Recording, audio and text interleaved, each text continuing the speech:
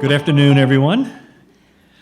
I have the honor of introducing Reverend Sally Perry, who of Spirit Medicine of Cherokee lineage and initiated as Swami Satchidanand, in an internationally known visionary spiritual healer, teacher, and author of Chronicles of a Healer, She Who Dances. In 2008, she was initiated as Swami Satchidanand by Yug Purushra Swami Paramananda Ji, who is internationally recognized as a Hindu leader, and created the East-West Bridge organization.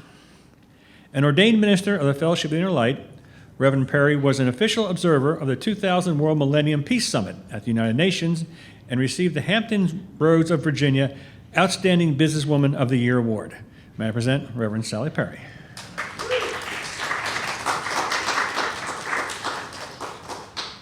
Thank you. Om Shanti, Shanti, Shanti. I do live with the breath and talk with the breath. It's energy, it's the Holy Spirit. So you may hear me breathing, it's just energy. I also was asked to speak about 2 or 3 things that Paul Solomon told me when he ordained me. So I'll start with that. The first one, he said, Sally, 70% of the people you work with are going to be stuck in victim consciousness.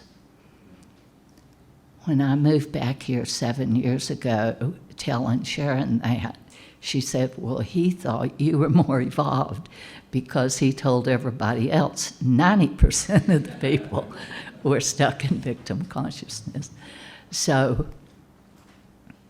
it really helped me to get some guidance from higher energies to help people when I was talking to a group and telling them that if they blame anybody for what's going on, they're a victim. And most likely, we all came in as a victim. So we all have to work on it till we can lift that consciousness and rise above it or transcend the victim consciousness. Another thing Paul said was a mother that loses a child will probably have to go through at least 5 lifetimes before she can get over it. This helped me in India when I arrived at 55 years old and had a 4-day vision 16 million years ago with the ashram's manager that was my son that was stolen. It helped me, having had that talk from Paul, that I wasn't losing my mind. Yes.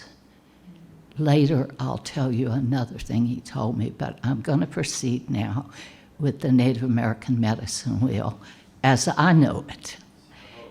Part of it is from Panadera's teaching. Part of it is from my lineage. My father was Cherokee, but Joseph Rael is the one that really initiated me as a medicine woman. So we'll start with the East, which is the mind. And the mind is the builder and the destroyer of our lives. In India, it's Brahma and Shiva. Because I'm going to liken this for your understanding to the Hindu religion also. It's old and ancient. And if you can learn the principles of it and truly use it, you can solve anything that's going on within your life. So there, the totem, and sometimes totems change for different tribes, but the totem is the eagle. And I have the gift of the eagle. The gift of the eagle is awareness. And I was really upset when I found out what happens to you when you have the gift of the eagle. The natives believe that when we die, the eagles eat our awareness. But if you're able to become aware enough and go through the eye of the eagle, you maintain your awareness. And when you do that and you realize it, you have to bring 30 people back through the eye. So that happened to me back in the end of the 70s. And boy, did that upset me. The book I was reading, I threw it across the room and said, it's hard enough for me to do this. So now we'll go from there to the south, which is your emotional body. And that's the deer that brings in unconditional love. Not conditional, unconditional.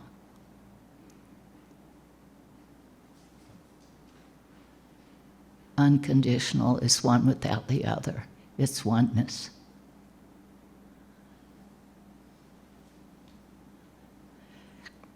Then we go to the west, which is the physical. Some people use coyote, some people use bear. I like the bear. It's strong, yeah. Anything that's happening in your physical world has been mental and emotional before it gets to your physical. Nothing in your physical world is happening had it not been mental and emotional first. Mm-hmm. That brought about me being guided by Spirit to teach my people, it's always you. It's always us. It's never no one else. And the natives say that if you get the lesson, you get the blessing. If not, you keep on doing it. So that's also reconciliation. And that's Benedera's teaching. I had already spent 4 years with unity and the forgiveness work. And reconciliation is the forgiveness work. And I did it for 4 years, every day. And I believe it's one of the things that opened me up to go higher in consciousness. Doing it on anyone or anything you're allowing to disturb your peace. It's never no one else. That's the reason I say start with your mother and father, or you're lying to yourself. Start with your partners or friends, or you're lying to yourself. And now we go to the north, and that's our ancestrals.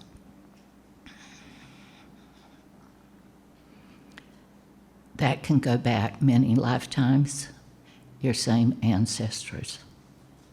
You're familiar, but there's also a different ancestry, and that's the soul family. It's different than the human family.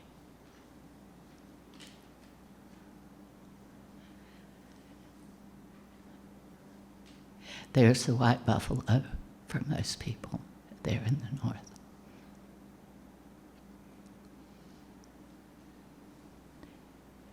We go then to the next three in the center, which is the heart, the Father Sky, Mother Earth, and the heart.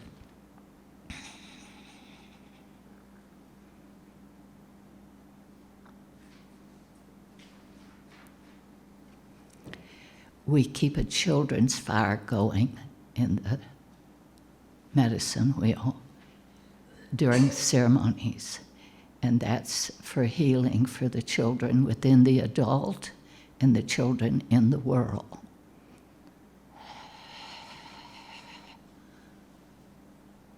Yes.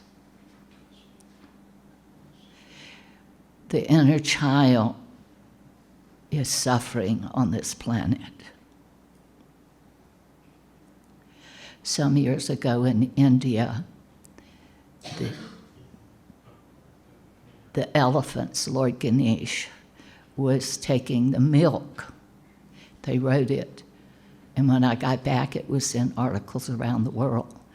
The elephant god was drinking the milk. And I remember a man that started a City of Peace asked me, "Mama, what does that mean? Do you believe it?" I said, "Yes, I believe it." He said, "What does it mean?" I said, "You know." He said, "No, I don't. The milk is the mother. The elephant is the male side, Lord Ganesh, remover of obstacles." So I got very clearly that now it was the time for the male in the world to start to heal. I came back, and this psychologist come to me. He had been to a Robert Bly ceremony, and Robert said, "You needed to find, all you men, a woman, medicine woman, to help you heal." And 10 people said out of the 20 in the group, Sally Perry. So that confirmed to me what had happened over there. The men were now, in Native American, the drum is the mother. If you want to make a tribe mad at you, you misuse, abuse the drum, and you might as well have stepped on a rattlesnake. The drum is sacred, it's the mother. It's our heartbeat, yes. Now I'm going to go back around and start doing different things in all of them.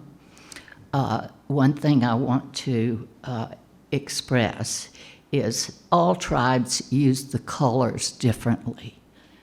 The reason being that's important is it's all the colors of man, black and white, red and yellow. It doesn't matter what direction they go in. And I always say to my people, if they went out to somebody else's sweat lodge and the teacher was a little narrow-minded, just do what they tell you. But a good teacher will say, just use the color you're trained in using. Doesn't matter. We're all one.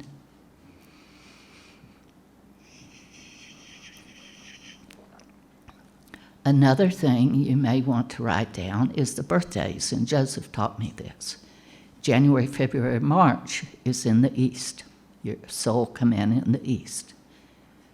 March, April, May, the south. June, July, August, the west. October, November, December, the north. Just start, and every 3 months go around the wheel. Yes. And those, in my book, I addressed a little bit more because the person directly across from you in the wheel will help you the most in your life. It might be somebody you're married to even. And the one to the right will help your male side. The one to your left will help your female side.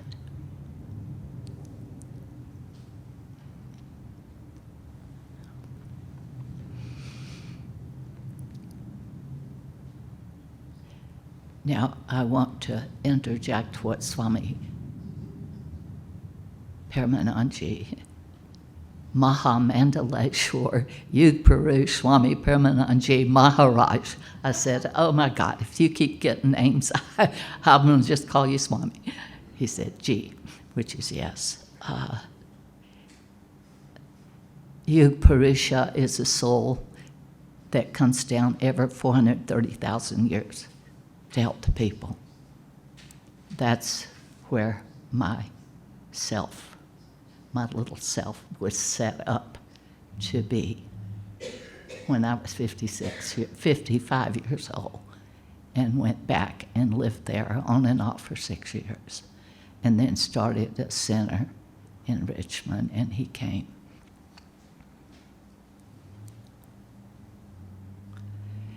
When he came here the second time, we had a little time in California, and he said, he spoke very little English. Sally G, tell me, foundation, your work.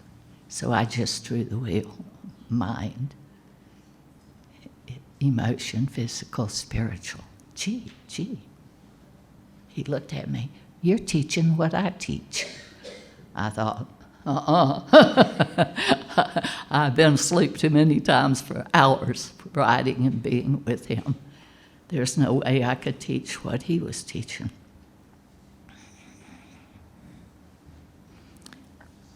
Also, Paul Solomon, another little jewel he gave me. Sally, how many years has it been since your husband committed suicide? I said, 8 years. He said, oh my God, you have done so much work. You're like somebody 30 years out. I said, yeah, thank you, Paul. So Paul said that was something else, that when you're with someone that commits suicide and you're close, it's going to take another 5 years for you to get over that also. I feel like these are important to put into the wheel of life. That's why I'm sharing it with you. So now I'm going to go back to the mental, the East, where I was going to Brazil, and the guy that got me down there, he goes, you know, Sally, you better check with Joseph, because the toilets go, they go backwards down there. He said, so you might need to change your teaching down there. So I called Joseph. He started hollering, laughing. You got to be kidding. I said, well, that's what Jeff said. He said, Sally, the sun comes up in the east all over the world. It doesn't make a difference where the toilets go. So anyhow, yeah. So starting in the east, I've expanded my teaching in the wheel by Daniel Goleman's book on emotional intelligence. He has redone his book, and I saw him on Oprah, and it just blew me away. So I had someone order me the book, and the first 9 pages just, oh my gosh. So if you really want to understand the wheel in a scientific manner, I'm working on it. You might buy his book, his newest one, that's Emotional Intelligence, and it's Daniel Goleman, Goleman. He also has written a book about the Dalai Lama. They've been friends. That's come out now, or something about power. They asked him to do it because they had been friends a long time. What I learned from that just kind of blew my mind, is that in the beginning it was the emotional body, not the mind, like the wheel. So the emotional body was before the ancient ones. Yeah. Out of the brainstem come the emotional body, because we needed that to survive, and the animals needed it. Just the emotion and action. And that's why so many people need to heal that part in their emotional body when they're being activated. And I say, ask yourself, what in me created this? And when you get, I was slapped, or you see something, then ask yourself, how old am I? And you'll know in this lifetime where that reaction came from. That's my teaching. But he said that over millions of years, the emotional body started a mental, so it had a thinking part and an emotional part. So that comes in with the will. Because on the teachings is that most people, if they're emotional, they've blocked their mind, their thought. So they've got to start being aware of their thought. They created their reaction. If they're mental thinkers, most of them have blocked their emotion. So they have to pay attention. What do I feel? Because now, and it's scientifically proven, in the emotional body is the mental, the thinking, and the feeling aspect. So I was just thrilled to be able to include that in the work today.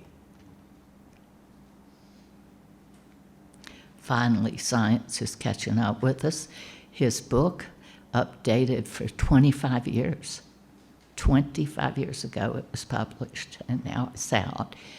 He had it in universities and private schools, and 12 segments out of the emotional body with some of the professors, and they divided them down to 4. So I wrote them down so I wanted to remember. One is social awareness, one's relationship management, one is self-awareness, and self-manage. Those are the 4 things now in his book that he talks about. And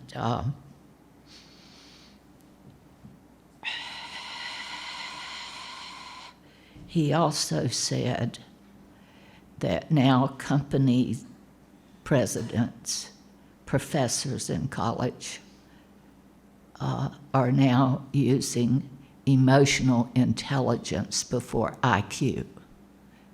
That actually it's more important to hire someone that has a high emotional intelligence than an IQ.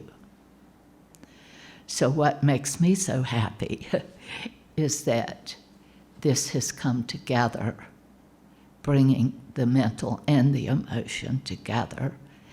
And if we can get that and understand it in our physical world, it'll be a lot easier for us. And I believe the things that Spirit's had me teach is non-judgment. The minute you judge, you attach to the judgment and you disconnect from God within you. The minute, because God doesn't judge.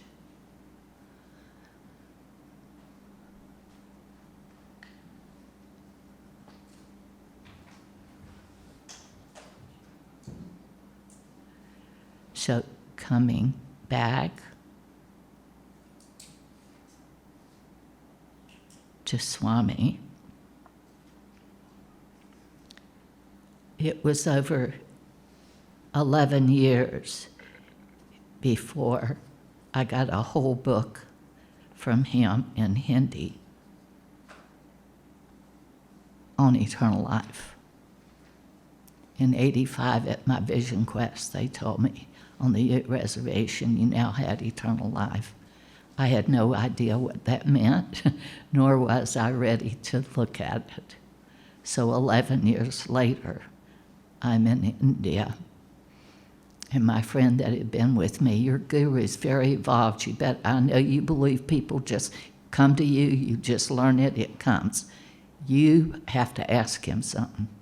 So my first question is, what is eternal life?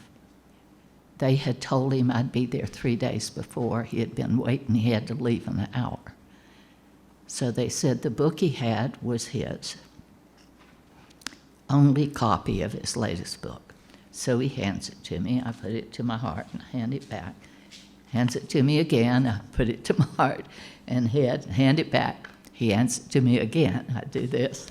And I looked at the guy, what is this book about? Immortality. I said, that was my only question.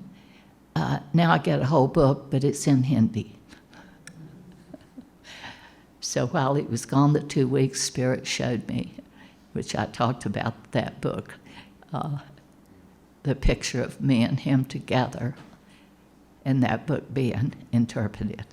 So when I asked him if I could, he said, yes, absolutely, but I want to make sure it's interpreted right, because you will teach what I teach.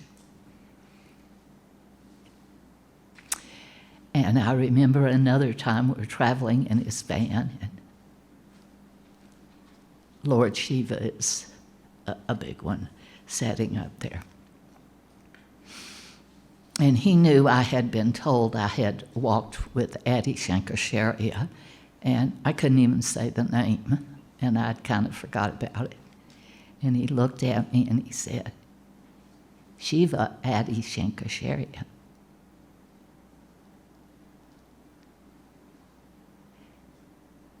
And Adi Shankaracharya built 4 temples in India, Sally G.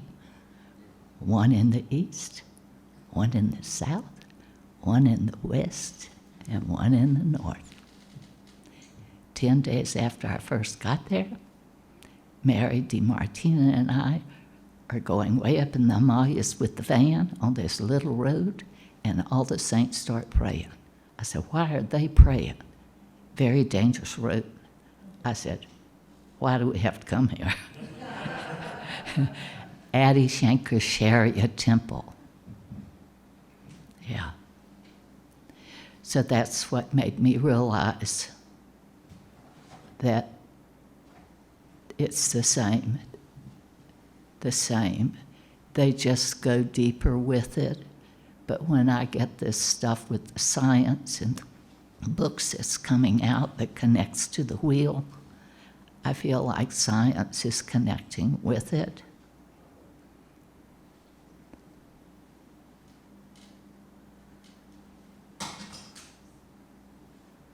And I want to address in the ending here my shaking.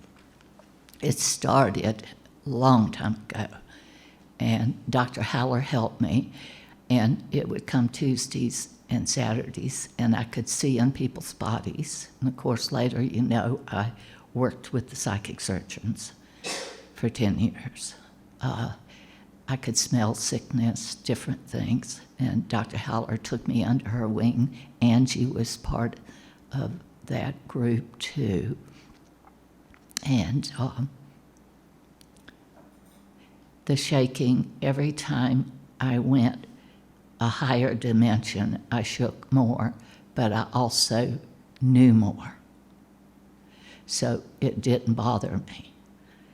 But now it's come to being, after 4 surgeries in 5 years, 2 shoulders, 2 hips, the energy comes in now, and it's not as controllable as it used to be. And I have used this to protect myself, because I entrain with 1 person or 30 or 200. And I've always, probably for 25 years, had to sit down to talk, because the energy just comes. I broke in higher mind on the Indian reservation in '87.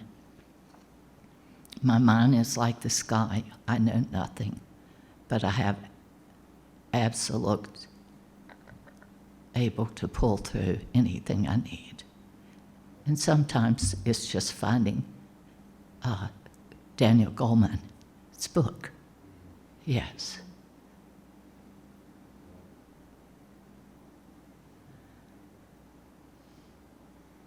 And Tom Selleck, I saw him. And I was writing something about trying to help people to trust themselves and worthiness. And I couldn't believe he was so down to earth. He said, my father from a little boy taught me to say every day, I'm enough. I'm enough. And he said, it took me my 2nd contract when they were going back and forth, and the one that had the original contract kept raising it and keeping me in Hawaii, I realized I really am enough. Yeah. So that's how I get my information, first and foremost. But I've done my work. I've got a Methodist minister that texted me today. He's going to kill me when he sees this. I'm not going to say your name. I'm trying to understand no mind. Please, can we talk about no mind? And I text back, and I got to talk at church today. I've got an appointment tomorrow. Tuesday, I've got another one. Wednesday night, maybe. Yeah, it's a lot to understand no mind. At times, I'm not sure how I got there. And then I see each step. It takes about 10 years to integrate anything at all. 9 is completion in the physical world. 10 is completion in the spiritual world.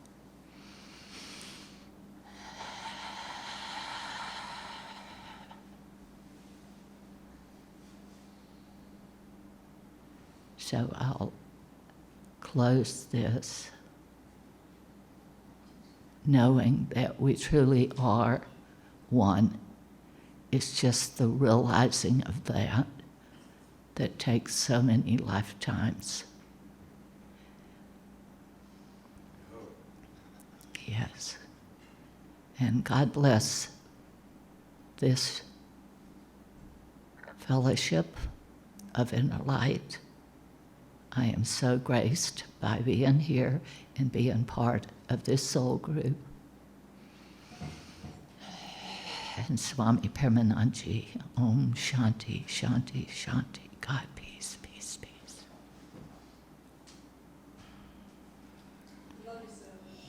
Thank you. Thank you.